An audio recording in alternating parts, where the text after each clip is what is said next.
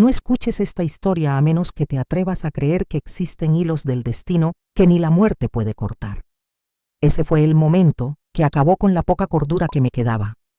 Soy Elena, y aquel viernes por la tarde estaba en un Mercadona de las afueras de Madrid, con una bolsa de tomates maduros en la mano para prepararme una cena solitaria. Habían pasado 6 meses desde que enterré a Carlos. 6 meses desde que un infarto se lo llevó en el salón de nuestra casa. Pero allí, en la sección de conservas, en el pasillo 3, lo vi. Era inconfundible. La misma altura, la chaqueta de lana gris de siempre y esa forma de inclinar la cabeza y entrecerrar los ojos para leer los ingredientes del frasco de aceitunas. Esa manía suya de hacerlo como si el mundo fuera un contrato con letra pequeña. Se me paró el corazón, la cesta se me cayó de las manos y las latas de judías rodaron ruidosamente por el suelo de baldosas. Sin importarme nada, me lancé hacia esa espalda como una loca. ¡Carlos!, grité, rompiendo el silencio del supermercado. El hombre se giró y me quedé helada. Era su cara. Tenía la misma cicatriz pequeña en la ceja izquierda del accidente de bicicleta cuando tenía 12 años. Pero su mirada tenía algo terrible, una extrañeza absoluta. Solo alguien muy observador y con experiencia habría notado el detalle absurdo en la mirada de ese hombre desde el primer segundo, algo que yo en ese momento pasé por alto. Perdone, señora, se equivoca de persona. Esa voz, grave, cálida y con ese rasguido característico al final de la frase. Era exactamente la voz que me había dado las buenas noches durante 32 años. Era la voz que me juró amor eterno ante Dios en la Catedral de la Almudena. No podía estar equivocada. Ninguna esposa olvida la frecuencia de sonido del hombre que más ama, ni siquiera cuando la muerte los ha separado. No, susurré, mientras las lágrimas empezaban a brotar calientes y saladas. Le agarré del brazo, sintiendo la tela de su chaqueta. Hasta el olor era el mismo. Olor a jabón de ropa mezclado con un toque ligero de tabaco. El olor que yo intentaba conservar en su almohada en casa. Carlos, ¿de qué vas? Soy yo. Soy Elena. ¿No estás muerto? El hombre retrocedió un paso, soltándose de mi agarre con firmeza. No fue violento, pero fue tan frío que sentí como si alguien me estrujara el corazón. Miró a su alrededor con una mezcla de confusión y miedo al ver que otros clientes se paraban a mirar. Señora, siento mucho su pérdida, dijo con un tono educado pero distante, como si hablara con un comercial pesado. Pero no me llamo Carlos, me está asustando. No mientas, grité, perdiendo el control. Esa cicatriz, la cicatriz en tu ceja. Te caíste de la bici a los 12 años en Toledo. Me lo contaste en nuestra luna de miel. ¿Cómo va a tener un extraño una cicatriz idéntica en el mismo sitio? Inconscientemente, se llevó la mano a la fina cicatriz de su ceja izquierda. Un destello de duda cruzó esos ojos marrón oscuro, los ojos de mi marido. Pero luego negó con la cabeza. Lo siento. Y se dio la vuelta, así de simple. Dejó el carro a medio llenar con el frasco de aceitunas y caminó rápido hacia la salida, perdiéndose entre la gente de aquella tarde de viernes en Madrid. Caminaba sin mirar atrás, con esa postura ligeramente inclinada hacia la derecha por su dolor de espalda crónico, igual que Carlos. Me quedé clavada en el pasillo 3, rodeada de latas y un charco de tomate frito en el suelo blanco que parecía la escena de un crimen. Un guarda de seguridad joven se acercó con cara de preocupación. «Señora, ¿se encuentra bien? ¿Quiere que llame a un taxi?» No respondí. No podía respirar. Acababa de ver a mi marido, al hombre sobre cuyo ataúd eché el primer puñado de tierra hacía 6 meses, haciendo la compra como si nada hubiera pasado. Y me había mirado como a una loca. Conduje a casa en piloto automático. Semáforo en rojo, semáforo en verde, las calles de Madrid se desenfocaban ante mis ojos. En mi cabeza solo daba vueltas una pregunta. ¿Me he vuelto loca? ¿Es un milagro o es una broma cruel de Dios? Nuestro piso estaba a oscuras. El silencio habitual, que ya era una tortura, ahora se volvía aterrador. Me senté en el borde de la cama, donde las sábanas aún guardaban el frío. Saqué el móvil, con las manos temblando, y pasé las fotos de la galería.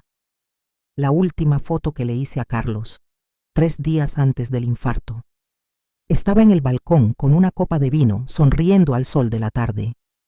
Hice zoom en la foto, la cicatriz. Esa pequeña cicatriz en forma de media luna sobre la ceja izquierda. Los recuerdos me golpearon como una cascada. La luna de miel hace 32 años en Sevilla. Carlos recostado sobre mi regazo, yo acariciando esa cicatriz con el dedo. ¿Por qué tienes esto?, le pregunté. A los 12 años quise impresionar a mis amigos bajando una cuesta en bici sin frenos. Se rió. El resultado fue un beso a una farola. Mi madre casi se desmaya al verme la cara llena de sangre. Carlos era hijo único. Su madre, Carmen, murió hace 5 años. Su padre murió cuando él tenía 20. No tenía hermanos, no tenía parientes cercanos. Yo conocía el árbol genealógico de mi marido como la palma de mi mano. Entonces, ¿quién era el hombre del Mercadona? Había 3 posibilidades. Tengo alucinaciones por una depresión prolongada. Carlos fingió su muerte. Imposible, yo estaba allí, el médico estaba allí, la funeraria estaba allí. Ese hombre es un doble perfecto. Las 3 teorías eran una locura. Pero esa cicatriz, ¿cuál es la probabilidad de que un extraño tenga la misma altura, la misma voz, la misma cara y la misma cicatriz de un accidente a los 12 años en el mismo sitio? 0. Me levanté y busqué frenéticamente en el armario de Carlos. Su olor me golpeó y me dieron ganas de vomitar del dolor. No sabía qué buscaba. ¿Una prueba? ¿Una explicación? ¿O solo confirmar que mi marido estaba realmente muerto? Bajé todas las cajas de zapatos viejas del estante de arriba. Carlos tenía la manía de guardar cosas sin importancia, entradas de fútbol, facturas viejas, postales. Y entonces mi mano tocó una caja de cartón llena de polvo en el rincón más profundo, tapada por jerseys de invierno. Pesaba más que las cajas de zapatos normales. Me senté en el suelo de madera, con el corazón a 1000 por hora. Abrí la tapa. Dentro no había zapatos, solo papeles amarillentos y fotos en blanco y negro con los bordes doblados. Cogí la primera foto. Una mujer joven, de no más de 20 años, de pie frente a la puerta de un edificio antiguo, con un cartel borroso: Orfanato de Santa Clara. Tenía en brazos a un bebé envuelto en una manta blanca. Al darle la vuelta, una letra inclinada en tinta azul ya descolorida decía: Carmen, 1967. Mi suegra, Carmen, seguí buscando. Una copia vieja de una partida de nacimiento. Nombre: Carlos García Ruiz. Fecha de nacimiento: 15/08/1967. Lugar: Madrid. Madre: Carmen García Ruiz. Padre: desconocido. Padre desconocido. Carlos siempre dijo que su padre se llamaba Antonio y que murió joven. Nunca dijo que su padre fuera desconocido. Pero lo que me heló la sangre estaba en el fondo de la caja. Era otra foto, en el patio del orfanato. Un grupo de monjas de pie con niños huérfanos. En la esquina derecha había un círculo hecho con lápiz rojo. Dentro del círculo no había un bebé, había 2 niños idénticos, con la misma ropa de punto tejida a mano, sentados juntos en un banco de madera. Junto al círculo, una letra temblorosa había escrito: Mis angelitos. Solté la foto. La habitación parecía dar vueltas. Carlos, el hombre con el que dormí durante 32 años, el hombre que creía conocer al milímetro, resultaba ser un extraño. Fue adoptado y, lo más importante, tenía un hermano gemelo. ¿Por qué nunca me lo dijo? ¿O es que él tampoco lo sabía? El hombre del supermercado no era Carlos. Era la pieza que faltaba de un secreto enterrado durante medio siglo. Miré mi anillo de casada y luego el desastre de papeles en el suelo. Una mezcla de traición y curiosidad extrema se apoderó de mí. Me sequé las lágrimas. Ya no había tiempo para llorar. Tenía que descubrir la verdad. Tenía que encontrar a ese hombre. Pero antes de contarte cómo hice para tenderle una trampa y que volviera, para un segundo. ¿Alguna vez te has preguntado quién es realmente la persona que duerme a tu lado cada noche? La mayoría vivimos confiando ciegamente, creyendo que lo sabemos todo del otro. Pero la realidad demuestra que el 90% de los secretos más oscuros están delante de tus narices sin que te des cuenta. Solo las personas con una inteligencia emocional muy alta y gran capacidad de observación notan las grietas antes de que sea tarde. Si crees que estás en ese 1% lo bastante listo para ver a través de las mentiras y enfrentar la verdad desnuda, dale al botón de suscribirse ahora mismo. Es un reto. No te suscribas si prefieres vivir en una dulce mentira. Aquí solo son bienvenidos los valientes. Decidí no quedarme sentada esperando. Si ese hombre, el misterioso hermano de mi marido, estaba en el supermercado un viernes, significa que tiene una rutina. Y yo iba a convertir esa rutina en mi trampa. Necesitaba un plan, y lo necesitaba ya. Los 4 días siguientes se me hicieron eternos. No podía comer, no podía dormir, y cada vez que cerraba los ojos, veía al hombre del supermercado mezclándose con la cara de Carlos en mis pesadillas. Mi hija Sofía llamó el miércoles por la noche. «Mamá, te noto la voz rara», dijo, con su radar de abogada activado. «¿Te estás tomando las pastillas de la tensión? ¿Has ido al psicólogo?» «Estoy bien, Sofía», mentí, intentando sonar lo más tranquila posible. «Es que el tiempo en Madrid está cambiando y me duele un poco la cabeza. No te preocupes». No podía decirle que su madre se preparaba para acosar a un desconocido en un supermercado porque sospechaba que era su tío perdido. Sofía me metería en un psiquiátrico al instante.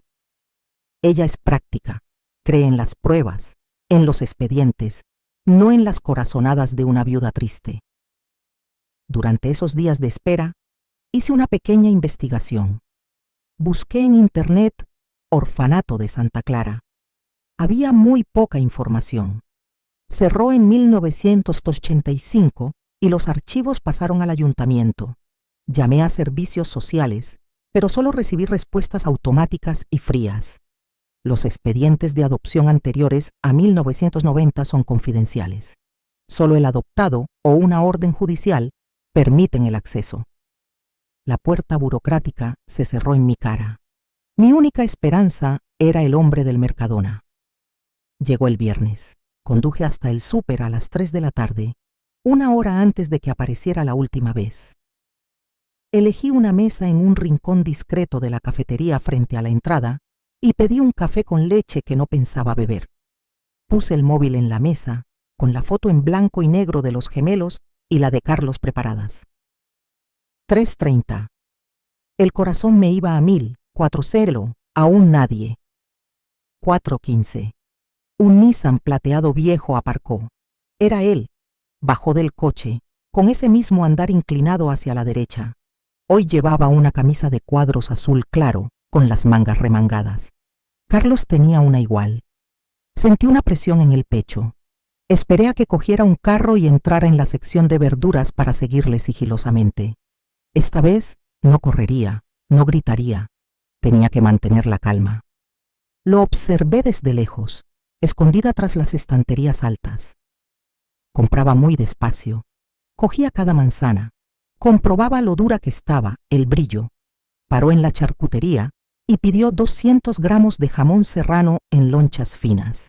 Cada gesto, desde cómo metía la mano en el bolsillo mientras esperaba, hasta cómo tamborileaba los dedos en el asa del carro, eran de Carlos. Cuando giró hacia el pasillo de limpieza, que estaba vacío, supe que era mi oportunidad. Respiré hondo y salí a cortarle el paso con mi carro. Se asustó y frenó en seco. Al reconocerme, su cara pasó de la sorpresa a la alerta máxima. Retrocedió un paso, agarrando el carro como si fuera un escudo. «Usted otra vez», dijo tenso. «Mire, no quiero problemas. Si me sigue molestando, llamaré a seguridad». «Por favor», dije rápido, levantando las manos para mostrar que no iba a hacerle nada. «Le juro que no estoy loca. No quiero hacerle daño, solo quiero que vea esto. Un minuto. Después, si quiere irse, no le molestaré nunca más». Me miró fijamente, entrecerrando esos ojos marrones para evaluarme. Quizá vio la desesperación absoluta en mi mirada, o quizá le ganó la curiosidad.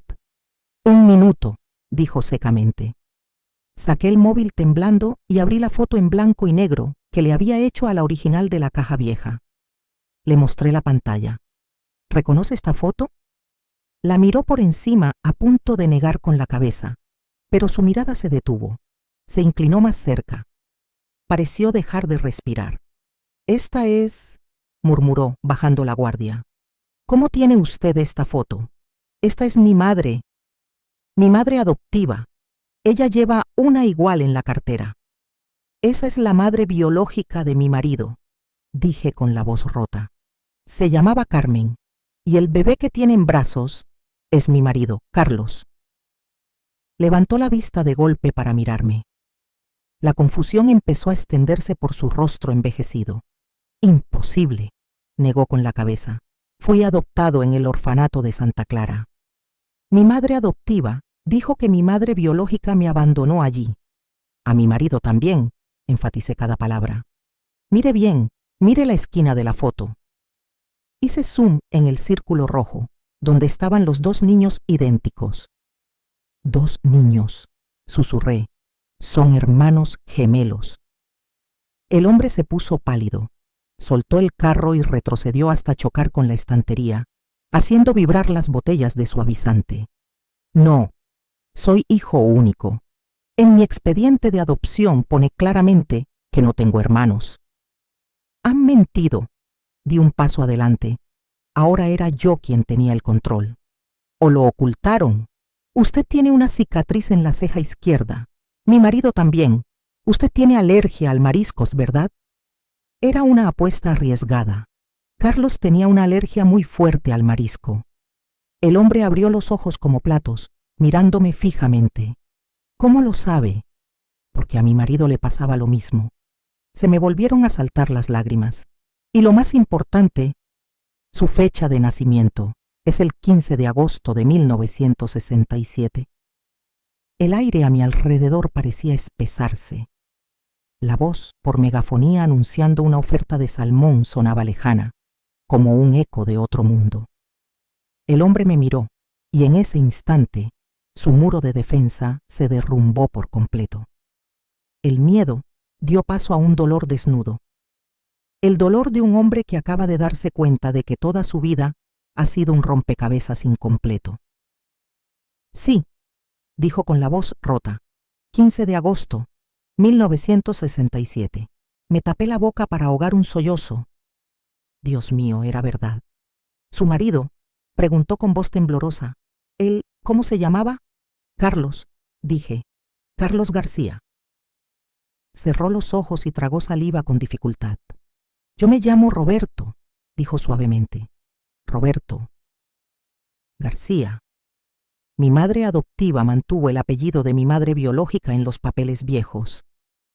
García, el apellido más común de España, pero en esta situación era el hilo de sangre innegable. Carlos murió hace 6 meses, dije, sintiendo la necesidad de soltarlo ya, para que entendiera mi reacción tan loca. Cuando le vi, pensó que era su fantasma, terminó Roberto la frase. Abrió los ojos y me miró de una forma totalmente distinta. Ya no era un extraño ni un enemigo. Era la mirada de la empatía, y más profundo aún, del anhelo por sus raíces. «Tenemos que hablar», dijo Roberto con decisión, abandonando el carro lleno de comida en medio del pasillo. «Aquí no, vamos a mi coche». Y así, entre estanterías de detergente y suavizante del Mercadona, 2 desconocidos se encontraron gracias a la muerte de un tercero. El destino había organizado un encuentro con 57 años de retraso, cruel pero también milagroso. Elegimos una cafetería pequeña llamada La Pausa, escondida tras los edificios frente al parking del súper. Estaba vacía a esa hora. Solo se oía el silbido de la cafetera y el tintineo de las cucharillas contra los platos. Nos sentamos en una mesa del rincón, lejos de la ventana y de las miradas de la gente. Pedí una manzanilla para calmar mi estómago revuelto y Roberto un café solo sin azúcar. Cuando el camarero dejó la taza, vi que a Roberto le temblaba un poco la mano. Levantó la taza con la izquierda, con el dedo meñique ligeramente levantado. Contuve la respiración. Carlos cogía la taza exactamente igual. Durante 32 años me había burlado de mi marido 1000 veces por ese meñique aristocrático, y él siempre se reía diciendo que era una manía incurable. Ahora, al ver ese gesto repetido en un extraño, sentí un escalofrío. No era coincidencia, era genética. Eran esos códigos misteriosos de la naturaleza programados en ellos desde el vientre materno. Usted, empecé con la voz ronca, ¿lleva mucho tiempo viviendo en Madrid? Roberto dejó el café sin probarlo. Me miró, y a esta distancia el parecido era aún más cruel. Las arrugas en el rabillo del ojo, la forma de apretar los labios al pensar, incluso las canas prematuras en las sienes. Vivo en Getafe, en la zona sur, respondió despacio. Soy contable en una pequeña empresa de transportes. Mi vida es muy tranquila. Trabajo por la mañana, vuelvo a casa por la tarde y los fines de semana cuido de mis macetas en el balcón. Eso es todo. Carlos era ingeniero de caminos, dije, como uniendo piezas invisibles. A él también le gustaban las plantas. Tenemos un jardín pequeño atrás. Se pasaba los domingos podando los rosales y hablándoles como si fueran personas. Una sonrisa triste y torcida apareció en los labios de Roberto. Yo también hablo con mis tomateras. Los vecinos creen que soy un viejo excéntrico. El silencio nos envolvió. No era el silencio incómodo de dos extraños, sino la quietud pesada de dos personas frente a una verdad inmensa. Sus padres adoptivos, pregunté, intentando escarbar en el pasado. ¿Nunca le dijeron nada de que tuviera hermanos? Roberto negó con la cabeza, y su mirada se oscureció. Nunca. Eran buenas personas, de verdad, muy buenas. Mi padre era carpintero, mi madre ama de casa. Me adoptaron porque no podían tener hijos. Me quisieron, me dieron estudios, nunca me faltó nada. Pero dudó, girando el anillo liso de plata en su dedo pulgar. ¿Pero qué? Pero siempre sentí que me faltaba algo, confesó Roberto, bajando la voz como si hablara consigo mismo. Desde pequeño tenía la sensación de estar esperando a alguien. Muchas noches soñaba que jugaba con otro niño, un niño con mi misma cara. Mi madre adoptiva decía que era porque estaba muy solo y quería un amigo. Yo me lo creí. Crecí, me casé, me divorcié, viví solo. Esa sensación de vacío nunca desapareció. Es como un agujero invisible en el pecho por donde siempre entra aire frío. Se me cayeron las lágrimas sobre la mesa de madera rugosa. Carlos decía cosas parecidas. En las noches de lluvia, cuando el dolor de espalda no le dejaba dormir, me decía: Elena, a veces siento que he olvidado algo muy importante, un recuerdo o una persona. No sé, es un vacío muy raro. Entonces yo le abrazaba y le decía que pensaba demasiado. Ahora entiendo que era la llamada de la sangre. Era el dolor de media alma arrancada. Saqué el móvil, abrí la galería y se lo acerqué a Roberto. Tiene que ver esto. Esta es la vida que no tuvo. Y este es el hermano que nunca conoció. Roberto cogió el teléfono con las dos manos. Deslizó la pantalla poco a poco. La foto de Carlos, con nuestra primera hija, Sofía, en brazos.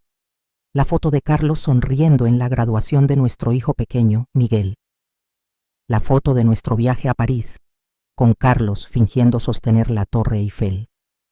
Observé a Roberto.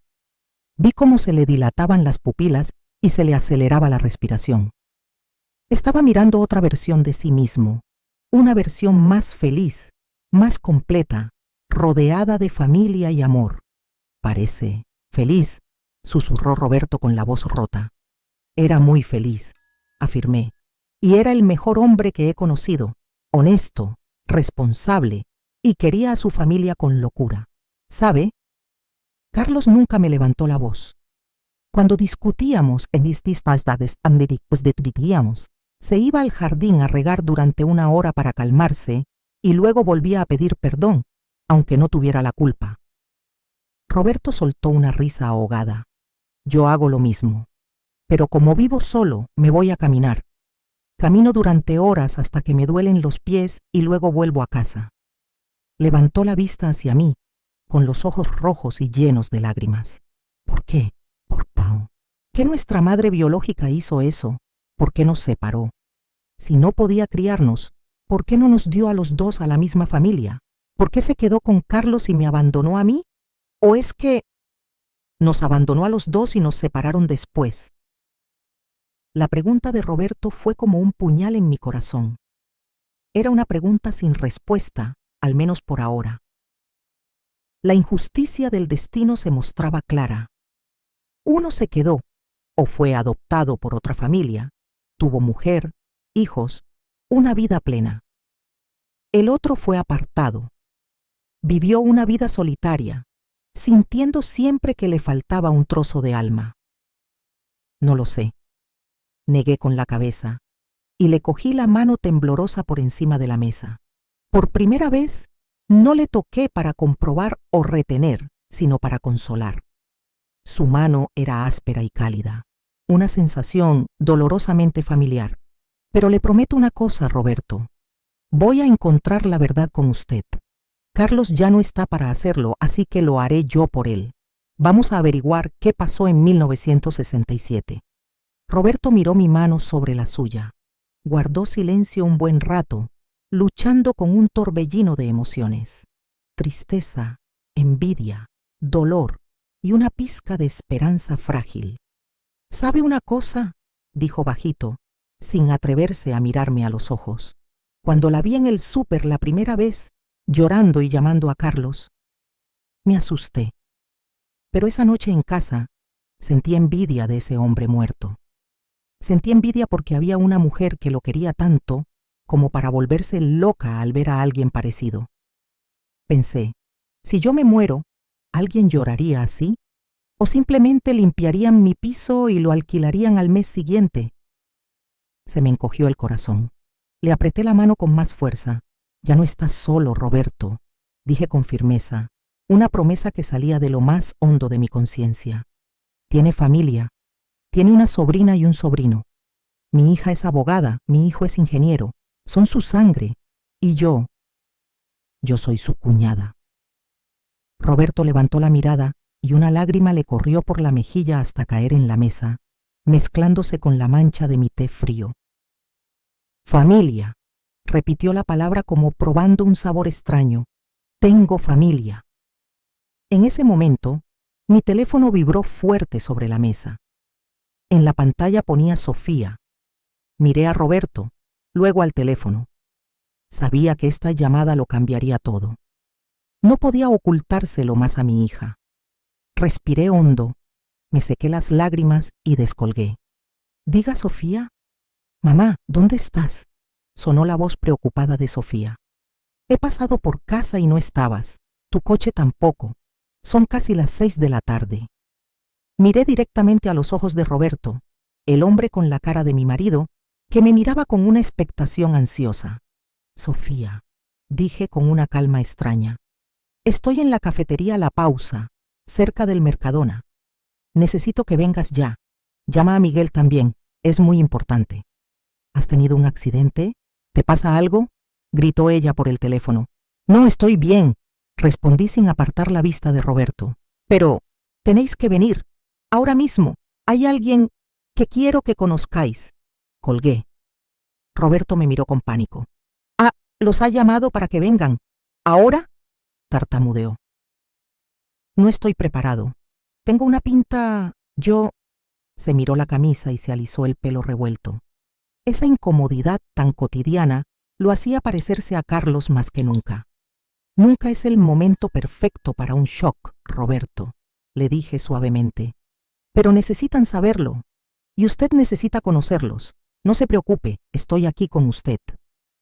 Fuera, el cielo de Madrid empezaba a teñirse del morado oscuro del atardecer. Se encendieron las farolas. En esa pequeña cafetería, el tiempo parecía detenerse antes de la tormenta emocional que se avecinaba. Me senté allí, frente al hermano gemelo de mi marido, esperando a que mis 2 hijos llegaran para presenciar lo más maravilloso y doloroso de sus vidas. No sabía si estaba abriendo un capítulo nuevo y feliz o activando una bomba de relojería, pero sabía que ya no había vuelta atrás. La campanilla de la puerta de la pausa sonó, un sonido claro que me hizo saltar como un disparo. Miré hacia la entrada. Sofía entró primero, con sus tacones repiqueteando nerviosos en el suelo de madera y la cara tensa de preocupación. Detrás venía Miguel, aún con el mono de trabajo manchado de polvo de la obra, buscando a su madre con ojos cansados y ojerosos. Y entonces nos vieron, o mejor dicho, le vieron a él. Juro que el tiempo se paró en ese instante. Vi a Sofía frenar en seco y se le cayó el bolso de piel al suelo con un golpe seco. Miguel se quedó boquiabierto, mirando fijamente al hombre sentado frente a mí, y se le fue el color de la cara. En sus ojos leí el caos absoluto. Esperanza, terror y negación. Estaban viendo a su padre, cuyas cenizas descansaban en el nicho del cementerio, tomando un café un viernes por la tarde. Papá, soltó Miguel con un hilo de voz, que sonó como el gemido de un animal herido.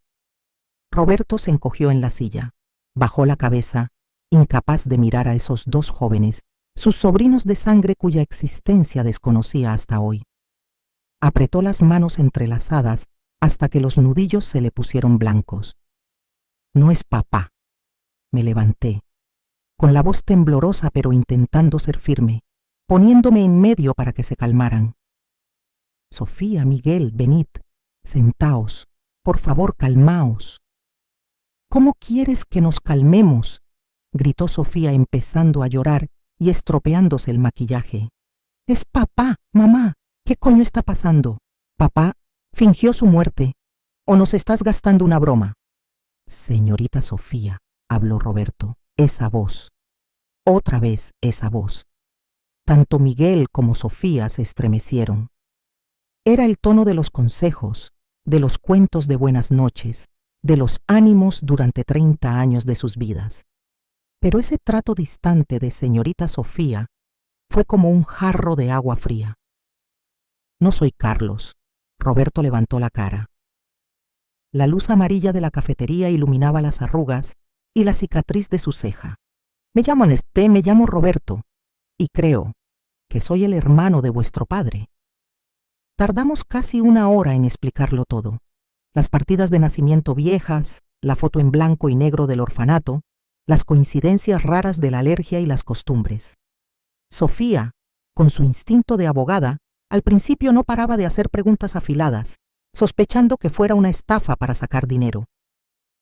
Pero cuando Roberto se pasó la mano por el pelo sin querer, ese gesto de echarse el pelo canoso hacia atrás igual que hacía Carlos cuando estaba nervioso, sus defensas cayeron por completo.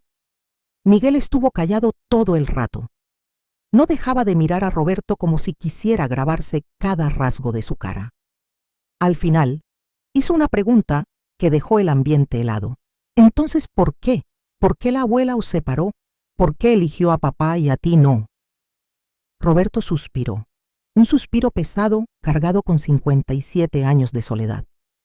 Sacó del bolsillo interior de la chaqueta una cartera de piel gastada. De un compartimento secreto, sacó un papel amarillento, doblado en 4 con tanto cuidado que los pliegues estaban a punto de romperse. Esto es lo único que mi madre biológica me dejó en el orfanato, dijo Roberto con voz ronca. Empujó el papel hacia los chicos. Lo he leído 1000 veces. Me sé de memoria cada punto y coma. Me asomé para mirar. La letra temblorosa escrita con pluma y tinta ya descolorida, aún se leía: Hijo de mi alma, perdóname. Este mundo es muy cruel para una chica de 17 años sin dinero y sin familia. No puedo criaros a los dos. Si me quedo con los dos, nos moriremos de hambre en la calle los tres. Tengo que elegir. Cerré los ojos y recé: por favor, perdóname. Me quedo con tu hermano porque es más débil, Leona. Llora más bajito. Me da miedo que no sobreviva en el orfanato. Tú eres más fuerte, hijo mío. Vive por mí. Perdóname por no tener fuerzas para ser la madre de los dos. La mesa se quedó en silencio. Solo se oían los sollozos ahogados de Sofía. La verdad era más cruda y cruel que cualquier película. No había una gran conspiración, ni maldad intencionada. Solo la pobreza y la impotencia extrema de una madre joven en la España dura de los años 60. Tuvo que jugar a la ruleta rusa con sus propios hijos. Carlos se quedó porque lloraba más bajito. Roberto fue abandonado porque parecía más fuerte. Una razón aleatoria. Un momento que decidió dos destinos opuestos. Carlos creció con el amor de su madre biológica, aunque ella fingió ser adoptiva para todos. Tuvo mujer, hijos, una vida plena. Roberto creció con el complejo de abandono, preguntándose siempre qué hizo mal para no ser el elegido. Para un momento. Si estás pensando en escribir un comentario juzgando a esa madre de desalmada o irresponsable, pues por favor, cierra esta historia ya. Esto no es para moralistas de Internet que juzgan el dolor ajeno desde su sofá. Te reto. Imagina que tienes 17 años. Tu familia te ha echado. Estás en el invierno de Madrid con 2 bebés en brazos y ni un céntimo. ¿Qué harías? ¿Morir con los dos o sacrificar a uno para salvar al otro? No comentes a menos que entiendas que a veces en la vida no hay elección correcta, solo la menos dolorosa. Quien solo mira la superficie nunca entenderá el peso de esa carta. Ella pensó que tú eras más fuerte, murmuró Miguel, con los ojos rojos mirando a Roberto. Pero mi padre era el débil. Siempre se preocupaba, tenía miedos. Necesitaba que mamá se ocupara de todo. Tal vez por eso se quedó con tu padre, sonrió Roberto con tristeza. Tenía razón, yo sobreviví. Crecí solo, me hice independiente, me endurecí. Pero el precio fue esta soledad. Sofía se secó las lágrimas y, alargando la mano sobre la mesa, cogió la mano áspera de Roberto. Ya no estás solo. No sé si podré llamarte tío de golpe. Todo esto es muy repentino. Pero llevas la sangre de mi padre. Eres lo que queda de él en este mundo. En ese momento, vi derretirse el muro de hielo que rodeaba el corazón de Roberto. Rompió a llorar. No era un llanto discreto, sino sollozos fuertes que le sacudían el pecho, como si toda la amargura comprimida durante medio siglo se liberara de golpe. Lloraba como un niño abandonado que acaba de encontrar el camino a casa. Mis 2 hijos, que perdieron a su padre hace 6 meses, ahora consolaban a un extraño con la cara de su padre. Era una escena surrealista, dolorosa, pero extrañamente hermosa. Tenemos que hacer una prueba de ADN, dijo Sofía cuando Roberto se calmó, recuperando su instinto de abogada pero con más suavidad, para formalizarlo todo, para que puedas entrar en nuestras vidas con todo el derecho. Yo me encargo del papeleo. De acuerdo, asintió Roberto, con los ojos aún húmedos. Lo que tú quieras.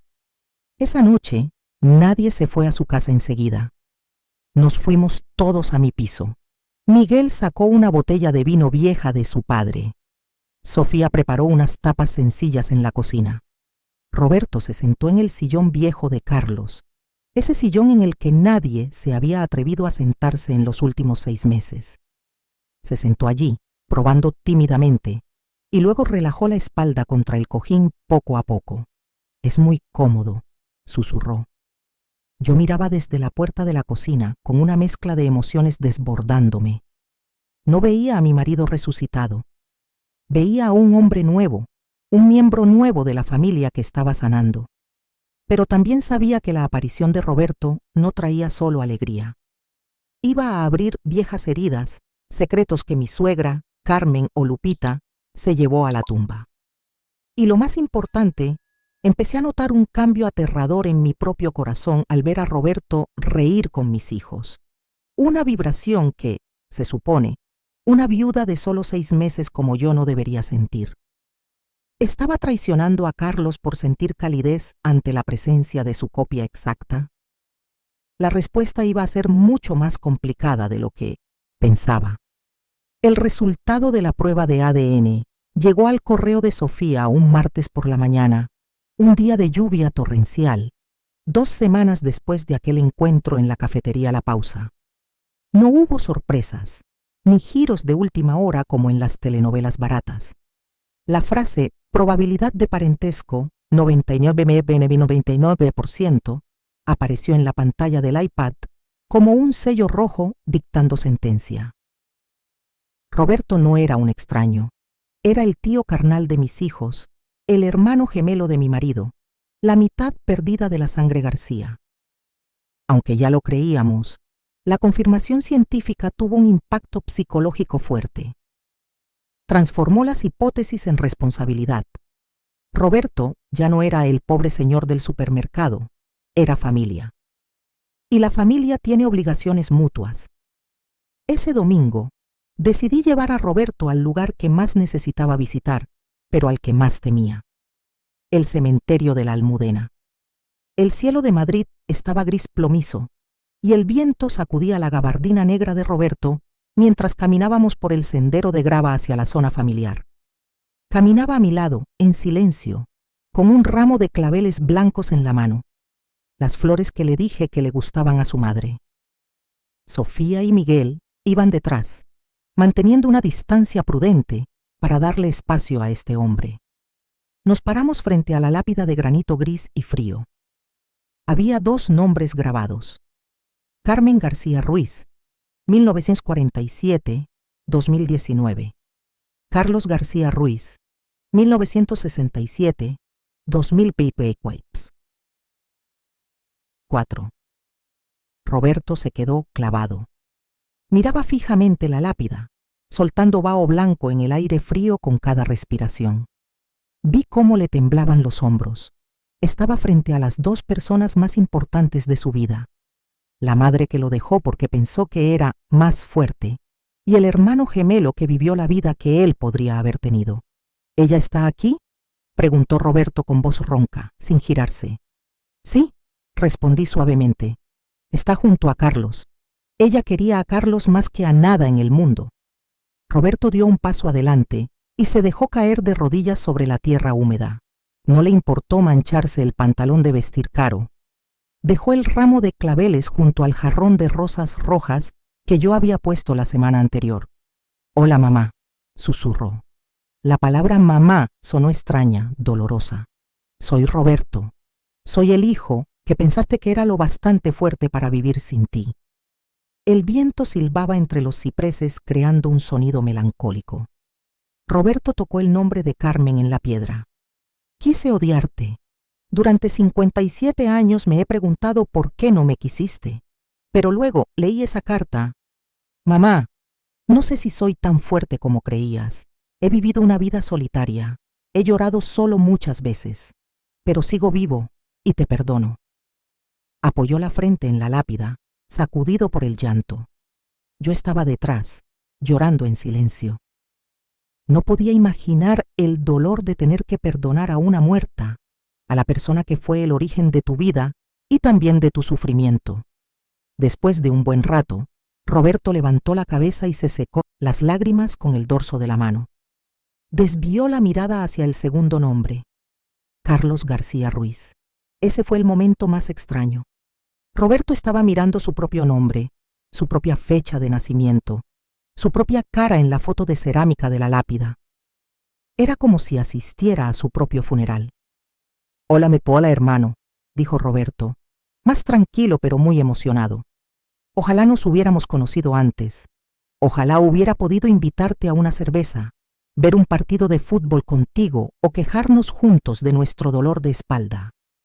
Elena dice que eras un buen hombre. Te prometo. Prometo que cuidaré de ellos por ti. No para sustituirte, sino para compensar los años que nos perdimos. Miguel se acercó y le puso la mano en el hombro a Roberto. Papá te está escuchando seguro, tío Roberto. Roberto se levantó y se giró para abrazar a Miguel con fuerza. Dos hombres, uno viejo y otro joven, abrazados en medio del cementerio ventoso. En ese instante vi lo fuerte que es la conexión de la sangre. Supera a la muerte, supera medio siglo de separación. Salimos del cementerio más aliviados, como si nos hubieran quitado una losa del pecho. Invité a Roberto a comer a casa. Es tradición en mi familia, cocido madrileño todos los domingos. Al entrar en la casa, que antes era el reino de Carlos, Roberto parecía más tímido que en el cementerio. Se movía con cuidado, mirando las fotos de la pared, tocando la estantería vieja.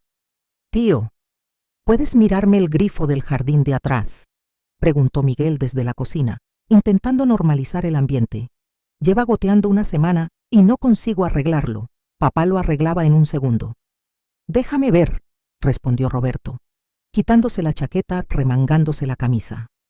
Yo estaba en la cocina, mirando por la ventana hacia el jardín. Veía a Roberto en cuclillas junto al grifo, pidiéndole a Miguel la llave inglesa. La forma de entrecerrar los ojos para mirar la tubería, el giro de muñeca, cómo se secaba el sudor de la frente con el brazo, todo era Carlos. El corazón me dio un vuelco doloroso y dulce a la vez. Durante 6 meses, ese grifo había estado goteando, como una herida abierta en una casa sin hombre. Miguel es bueno, pero un desastre para las reparaciones. Y ahora Roberto estaba allí, llenando ese hueco con una naturalidad que asustaba. «Mamá», me susurró Sofía al lado, mientras cortaba cebolla. «¿Estás bien? ¿Esto no es demasiado para ti?»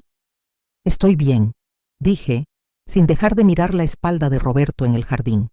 «Es solo muy raro».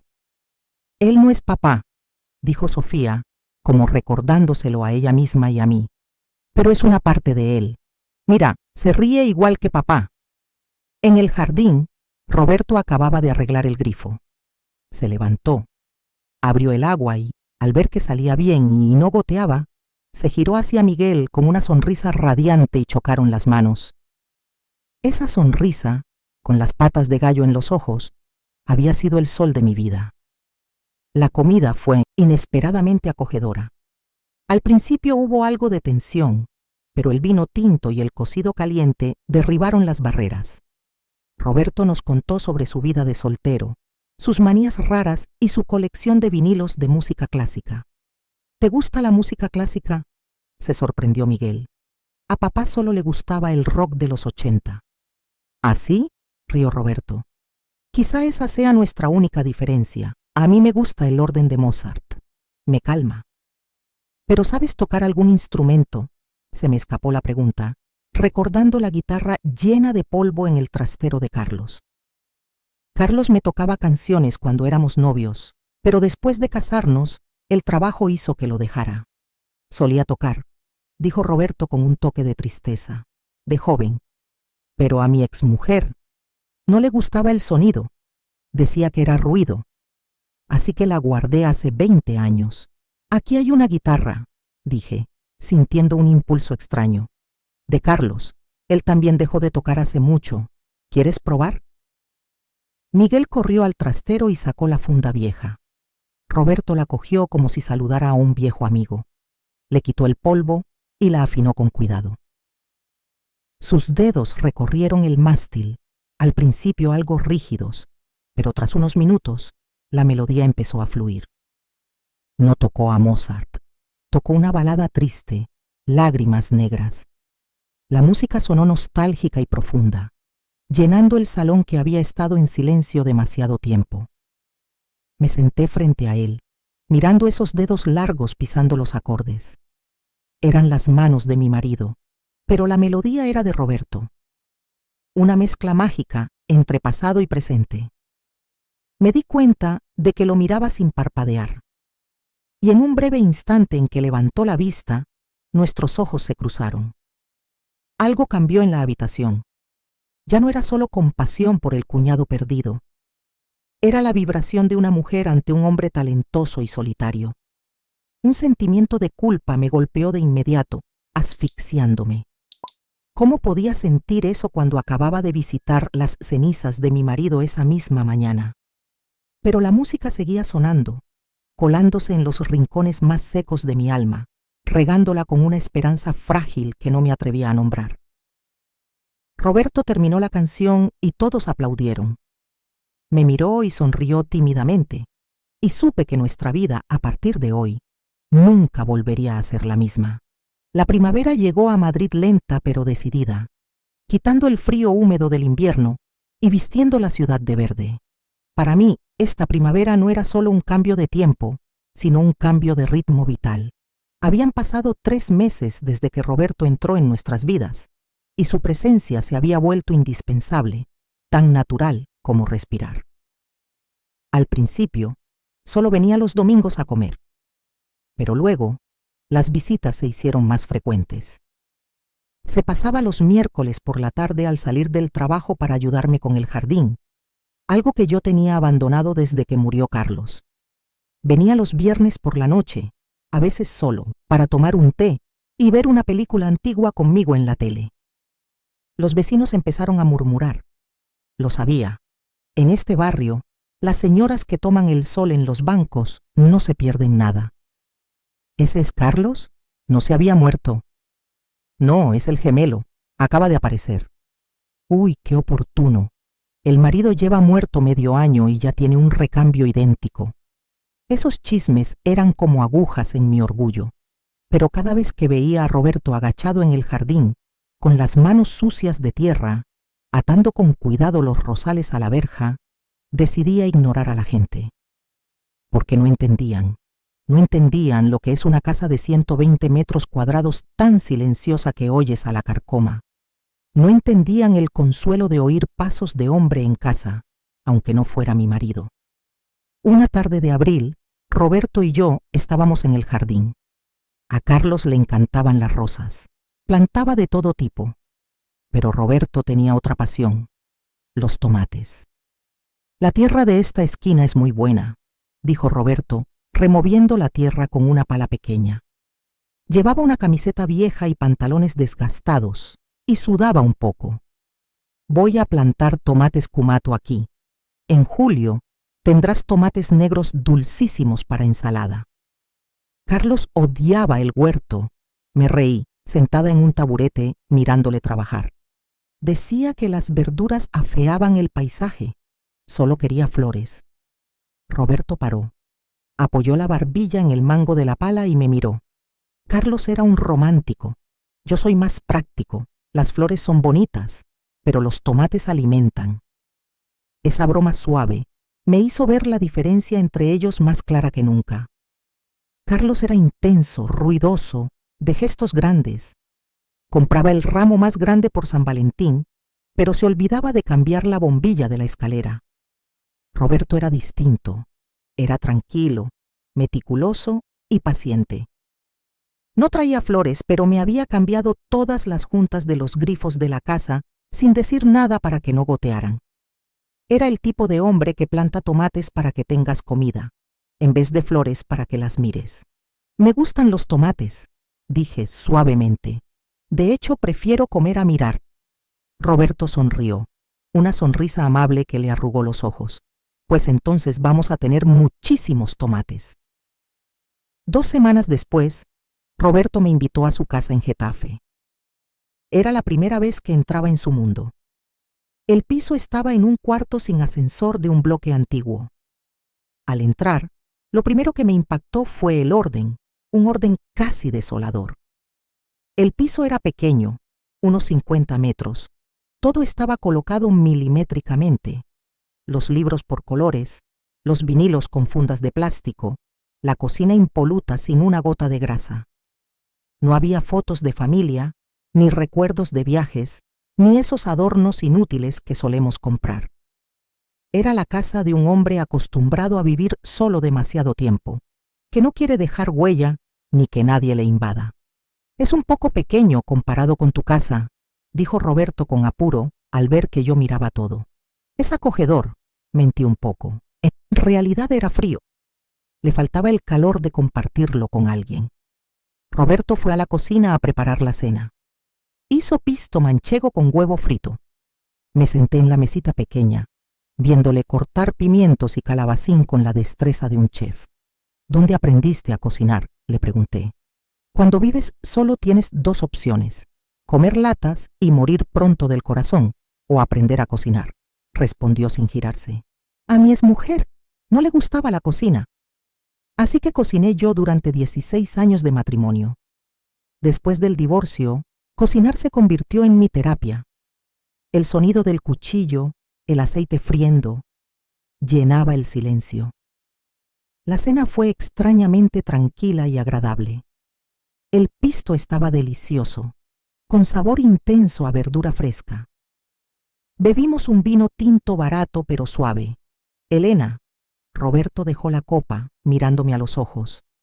La luz amarilla del techo le iluminaba la cara, creando sombras llenas de melancolía. Gracias por venir hoy. ¿Por qué me das las gracias? Porque en este piso no ha entrado nadie en los últimos 5 años, desde que me mudé, confesó. Salvo la casera para cobrar, eres la primera invitada. Pensé que me haría viejo y moriría aquí sin que nadie se enterara, como en esas noticias tristes de la tele sobre ancianos solos. Se me encogió el corazón. Alargué la mano y le cogí la suya sobre la mesa. Ya no estás solo, Roberto. Tienes a Sofía, a Miguel, a la pequeña Lupita, y me tienes a mí. Giró la mano y entrelazó sus dedos con los míos. Su mano era cálida y áspera, y me dio una sensación de seguridad inmensa. Lo sé, dijo bajito, pero Elena, tengo que preguntarte esto. Tengo miedo de que estés viendo a Carlos cuando me miras a mí. Tengo miedo de que me trates bien solo porque soy la sombra de tu difunto marido. Esa pregunta había estado flotando entre nosotros durante meses, como un elefante en la habitación. Le miré a los ojos, esos ojos marrones idénticos a los de Carlos, pero con una mirada distinta. La mirada de Carlos siempre fue segura, a veces un poco arrogante. La de Roberto era profunda, inquisitiva y llena de heridas. Los primeros días, es verdad que buscaba a Carlos en ti, admití con la voz temblorosa. Cada vez que girabas la cabeza, cada vez que te reías, me dolía el corazón de tanto echarle de menos. Pero Roberto, le apreté suavemente la mano. Carlos no sabía cocinar pisto. Carlos nunca tenía paciencia para escuchar mis historias sobre los vecinos. Carlos odiaba la música clásica. Y tú eres el hombre que planta tomates en vez de rosas. Tú eres el hombre que toca Lágrimas Negras con la guitarra española. Estoy sentada aquí, en este piso, cogiéndote la mano, no porque te parezcas a Carlos, sino porque eres Roberto. Roberto me miró en silencio y sus ojos se fueron llenando de lágrimas. Levantó la otra mano y me tocó la mejilla con suavidad. Su pulgar acarició mi pómulo, un gesto tan tierno que sentí que me derretía. He vivido toda mi vida esperando a que alguien me viera a mí, susurró. No al hijo adoptado, no al marido fracasado, no a la sombra de nadie. Solo a mí. En ese momento, la distancia entre nuestras caras se redujo. Olí su loción de afeitado suave, el olor a hierbas de la comida y el aroma de una soledad que acababa de limpiarse. No nos besamos. Aún no era el momento. Pero nuestras frentes se tocaron y nuestros alientos se mezclaron en uno solo. Esa noche, conduciendo de vuelta a mi casa grande, sentí un cambio profundo en mi interior. El sentimiento de culpa seguía ahí, escondido en algún rincón oscuro del dormitorio principal vacío. Pero ya no era tan afilado. Me di cuenta de que el corazón humano tiene una elasticidad mágica. Puede romperse en 1000 pedazos, pero puede volver a latir. No estaba traicionando a Carlos, solo estaba intentando vivir el resto de mi vida, y casualmente, la persona que me daba la mano tenía el mismo latido de corazón que él desde el vientre materno. El destino me quitó un García, pero me devolvió otro de la forma más extraña posible, y por primera vez en 6 meses me metí en la cama sin abrazar la camisa vieja de Carlos. Cerré los ojos y la última imagen que me vino a la cabeza no fue el pasado, sino las matas de tomate cumato empezando a brotar en el jardín de primavera. 3 meses después de aquella noche musical, cuando nuestra vida parecía haber entrado en una nueva órbita de paz, una llamada telefónica, un martes por la tarde, volvió a ponerlo todo patas arriba. Eran las 2 de la tarde y el sol de julio en Madrid pegaba tan fuerte que secaba hasta los geranios del balcón. Yo estaba regando los tomates de Roberto, que ya tenían frutitos verdes pequeños, cuando el móvil vibró en el bolsillo de mi delantal. Un número desconocido, prefijo de Guadalajara. Diga, ¿hablo con la señora Elena García? Sonó una voz de mujer mayor, temblorosa pero solemne, al otro lado de la línea. Sí, soy yo. ¿Quién es? Soy Sor Catalina. Llamo desde el convento de las Hermanas de la Caridad en Guadalajara. Soy la encargada del archivo histórico de los orfanatos cerrados de la zona, incluido el de Santa Clara. El corazón me dio un vuelco, Santa Clara, donde empezaron todas las tragedias y secretos. Sí, Sor, la escucho. ¿Pasa algo? Hace unos meses recibí una petición de búsqueda de una abogada llamada Sofía García. Buscaba información sobre una adopción de gemelos en 1967. Hemos revisado el sótano del archivo y... Elena, hemos encontrado algo muy especial que quizás la difunta madre Carmen dejó atrás. ¿El qué, Sor? Pregunté, apretando la regadera con fuerza. Cartas, dijo Sor Catalina despacio. Cartas que nunca se enviaron. Puede venir. Hay cosas que deben leerse con los propios ojos. No se pueden contar por teléfono. Llamé a Roberto enseguida. Estaba en la oficina. Al oír la noticia, se quedó callado un buen rato. Cartas, su voz sonaba fina como el humo. ¿A quién escribía? ¿A Carlos? ¿O a mí? La Sor no lo ha especificado. Pero tenemos que ir, Roberto. Este mismo fin de semana. El viaje a Guadalajara el sábado por la mañana estuvo lleno de tensión. Roberto conducía con los ojos pegados a la autopista A2, pero yo sabía que su mente viajaba al pasado. Tenía miedo. Miedo de enfrentarse al rechazo otra vez. Miedo de que esas cartas confirmaran su mayor obsesión, que su madre realmente no lo quería.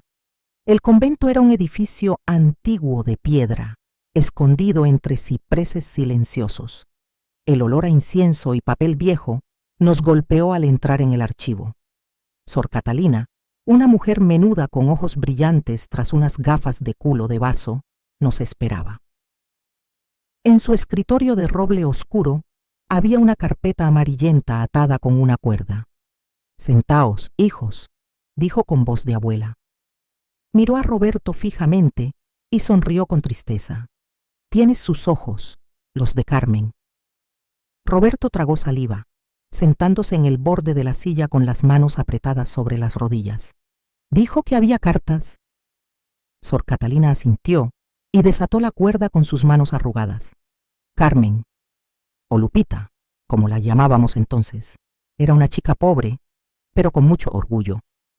Después de dejarte en el orfanato en 1967, no desapareció. Volvía. Una vez al año, el día de vuestro cumpleaños. «¿Volvía?», exclamó Roberto. «Pero me dijeron que mi madre se fue y no se supo más de ella». «Volvía, pero no se atrevía a verte», explicó la Sor. Las normas de la época eran muy duras. Al firmar la renuncia, la madre no podía contactar con el niño para no confundirlo.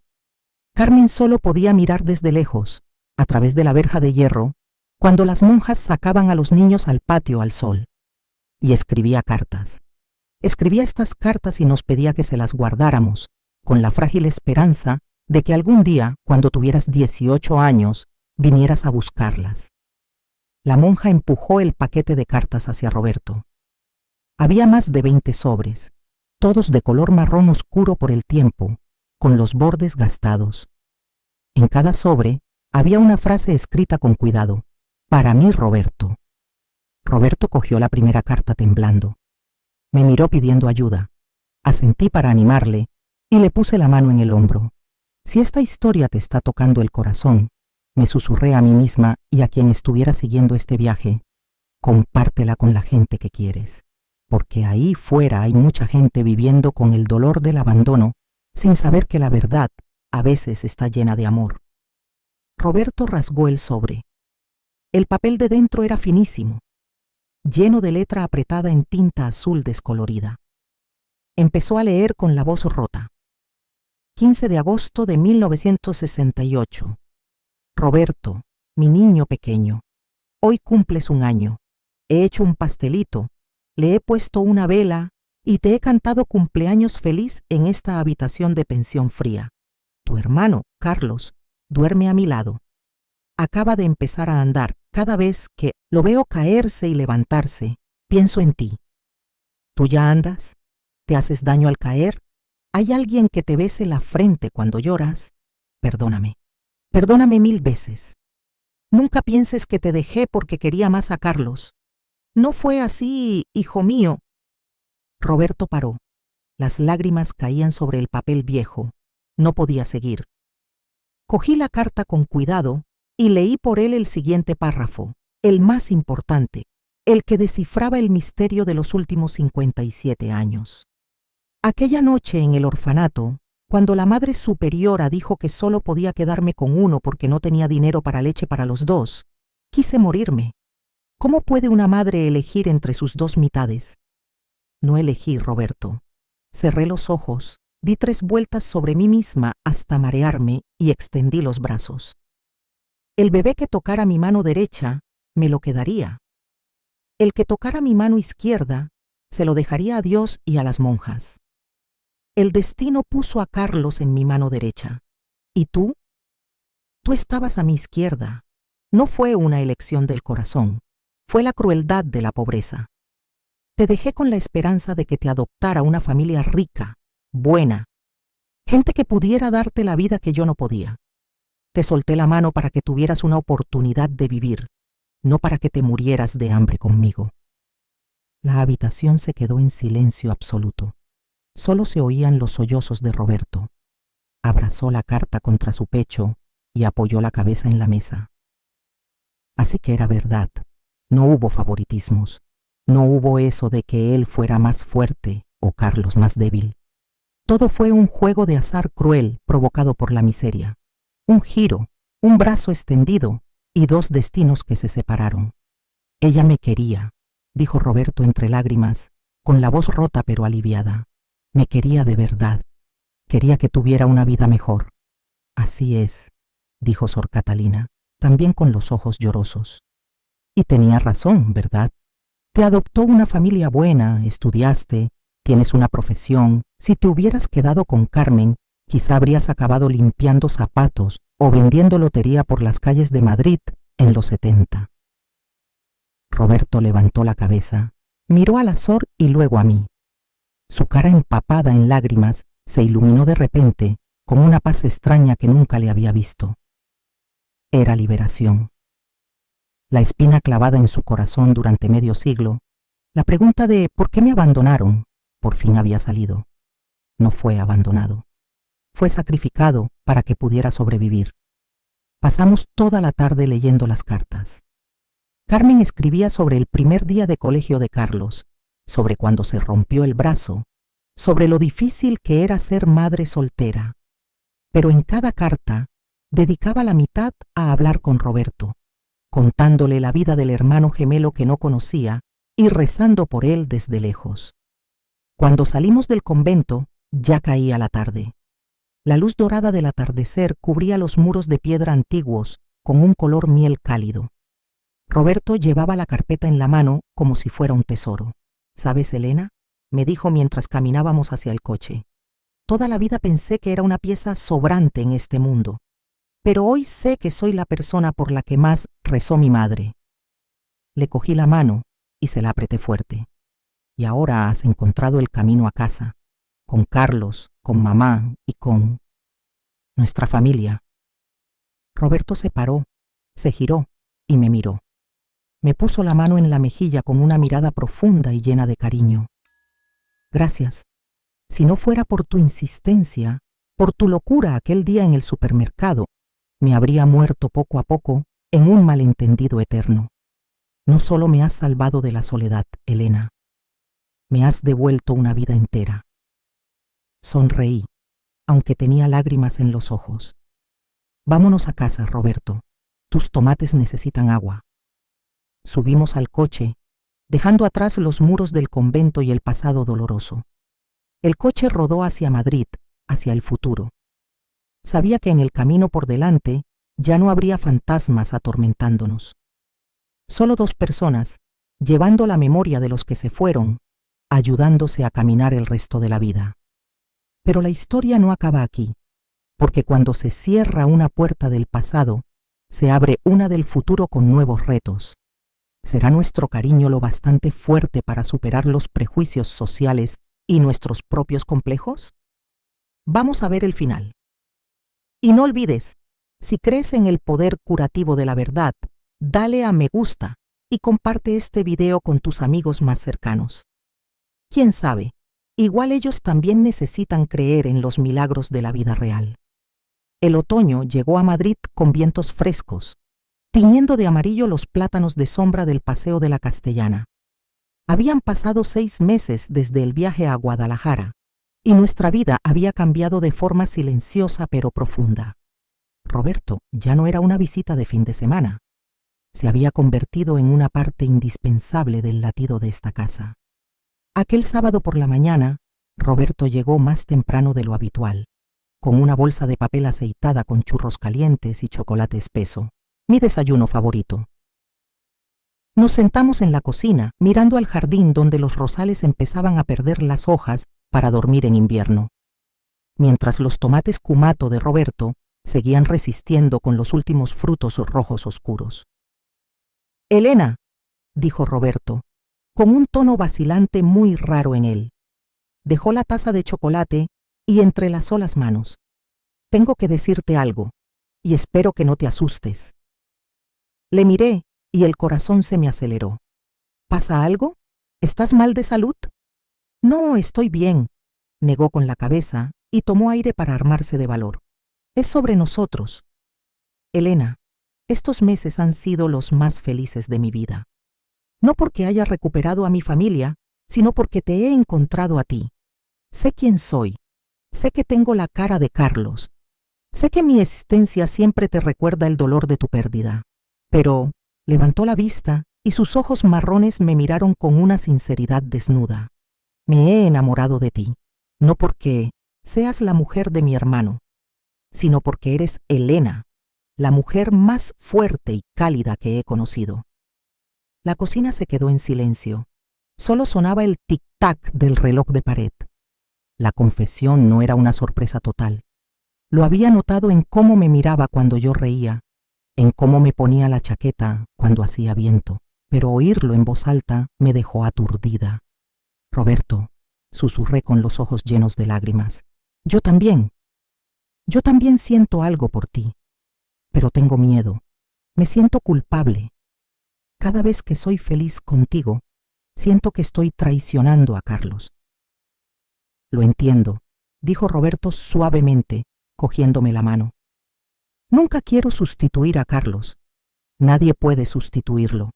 Solo quiero estar a tu lado, cuidarte el resto de la vida. Como un compañero nuevo, como yo mismo». Miré mi alianza de oro en el dedo anular. Llevaba ahí 32 años, nunca me la había quitado. Se había convertido en parte de mi cuerpo, dejando una marca profunda en la piel. Pero sabía que si quería empezar de nuevo, tenía que aprender a soltar. No soltar el amor por Carlos, sino soltar las ataduras del pasado para permitirme ser feliz otra vez. «Dame un poco de tiempo», dije retirando la mano. «Necesito hacer una cosa, ahora mismo». Conduje hasta el cementerio de la Almudena sola. Roberto quería venir, pero le dije que esperara en casa. Esta era una conversación privada entre mi marido y yo, El cementerio estaba tranquilo bajo el sol dorado de otoño. Fui hasta la tumba de Carlos y puse la mano sobre la piedra fría. «Hola, mi amor», dije con la voz tomada por el viento. «Vengo a pedirte permiso para una cosa. Sé que siempre quisiste que fuera feliz. Me dijiste que si te ibas antes, no querías que viviera sola toda la vida. ¿Te acuerdas?» Respiré hondo mientras las lágrimas me caían por las mejillas. «He conocido a un buen hombre, Carlos. Se parece mucho a ti, pero también es muy diferente. Es tu hermano. Me quiere y creo que yo también le quiero. No es ese amor loco de juventud que tuvimos nosotros, sino un amor tranquilo de la madurez». Me llevé la mano al anular izquierdo. El anillo estaba un poco apretado, agarrado a mi dedo como si no quisiera irse. Tuve que girarlo suavemente, haciendo un poco de fuerza. La sensación del metal pasando por el hueso me provocó un dolor físico y en el alma, y entonces salió. Por primera vez en más de 3 décadas mi dedo estaba desnudo. Una marca de piel blanca resaltaba donde antes reinaba el anillo. «Me quito este anillo no porque te olvide», susurré, besando la alianza por última vez. «Me lo quito para que mi corazón tenga sitio para que entre otra persona. Lo guardaré como mi tesoro más preciado, pero desde hoy voy a vivir para el presente». Metí el anillo en una bolsita de terciopelo y lo guardé bien en el bolso, cerca del corazón. El viento sopló entre los cipreses susurrando como una respuesta. Me sentí ligera. Una liberación. Carlos me había soltado la mano para que pudiera cogerla de otro. Cuando llegué a casa, Roberto esperaba en la puerta con cara de preocupación. Vio mis ojos rojos y luego su mirada bajó a mi mano izquierda desnuda. Lo entendió al instante. No dijo nada. Solo se acercó y me abrazó. Un abrazo fuerte, lleno de gratitud y compromiso. «Gracias», me susurró en el pelo. «Gracias por ser valiente». «Ten paciencia conmigo», le dije, apoyando la cabeza en su hombro, un hombro familiar pero con un calor nuevo. «La marca en este dedo tardará en borrarse, pero mi corazón ya está listo para latir otra vez». Nos quedamos allí bajo el sol de otoño, 2 personas que habían atravesado la pérdida para encontrarse, sabiendo que el camino por delante ya no sería solitario. Un año después de quitarme la alianza en el cementerio, la casa grande de las afueras de Madrid ya no tenía esos rincones fríos de soledad. Esta Navidad, las risas volvían a llenar el salón. El olor a pavo asado mezclado con canela salía de la cocina, donde Roberto preparaba la salsa mientras tarareaba Feliz Navidad. Sofía y Miguel habían llegado pronto con sus pequeñas familias. La pequeña Lupita ya andaba. Se agarraba a la pierna de Roberto y balbuceaba: «Abuelo tío, abuelo tío». Roberto la cogió en brazos y sus ojos brillaban con una felicidad que sé que nunca se atrevió a soñar en más de 50 años de vida solitaria. No guardamos las fotos de Carlos. Al contrario, en la pared de los recuerdos, junto a mi foto de boda con Carlos en 1990, ahora había una nueva. Roberto y yo, en medio del huerto de tomates cumato rojos, los 2 manchados de tierra, pero riendo a carcajadas. El pasado y el presente no peleaban, se entrelazaban para crear un cuadro familiar completo. Me di cuenta de que el corazón humano es más mágico de lo que creemos. No tiene límite para el amor. Querer a Roberto no significaba querer menos a Carlos, solo significaba que elegí seguir viviendo y amando en lugar de ahogarme en el luto. Cuando toda la familia se sentó a la mesa, Miguel levantó su copa de vino. «Feliz Navidad», dijo con los ojos húmedos mirándonos a Roberto y a mí. «Y gracias, papá Carlos. Estoy seguro de que él organizó todo esto. Él nos mandó al tío Roberto para que mamá no llorara sola y para que nosotros tuviéramos otro padre». Roberto me apretó la mano fuerte por debajo de la mesa. Su mano era cálida, firme, y me transmitía la fuerza para creer que los días que venían serían los más tranquilos. El viaje desde el shock en el Mercadona hasta esta cena cálida es la prueba más clara de que, incluso en las tragedias más dolorosas, La semilla de la felicidad sigue brotando en silencio. Solo hace falta ser valiente para aceptarla. Gracias a vosotros, oyentes maravillosos, por escuchar con paciencia esta historia larga y emotiva hasta el último segundo.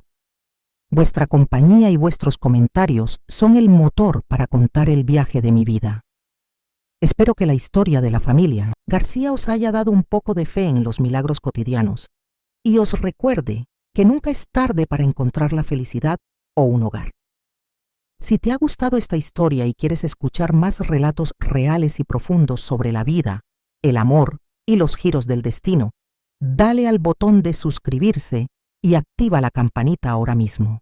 No te pierdas el próximo video, donde descubriremos juntos otros rincones y lecciones valiosas de la vida. Un saludo y hasta la próxima.